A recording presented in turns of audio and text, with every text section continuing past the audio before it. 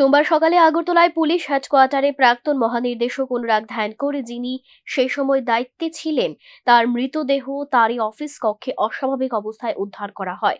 প্রশ্ন উঠছে, উচ্চ পদস্থ এমন একজন পুলিশ আধিকারিক যিনি এমন কঠিন বহু পরিস্থিতির সম্মুখীন হয়েছেন, যে তথ্য তুলে ধরা হয় তা মেনে নিলেও আত্মহত্যার মতো ঘটনা তিনি কেন ঘটালেন তা নিয়েও সন্দেহ প্রকাশ করেন বিরোধী দলনেতা।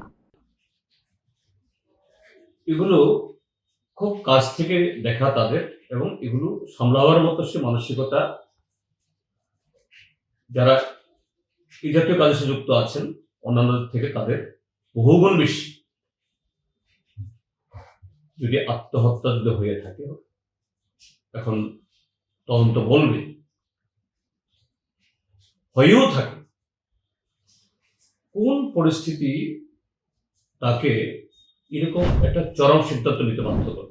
বিরোধী দলনেতা ব্যক্তিগত অভিজ্ঞতা থেকে জানান, বিভিন্ন সময়ে ডিজিপির সাথে কথা বলার ক্ষেত্রে তিনি অনুভব করেন তিনি চাপের মধ্যে রয়েছেন। এই পুরো ঘটনার সঠিক তদন্ত নিয়েও সন্দিহান প্রকাশ করেন তিনি। ব্যক্তিগতভাবে তার সাথে আমার দু চারটা ঘটনায় কথাবার্তা বলতে হয়েছে, চিঠি দিতে হয়েছে।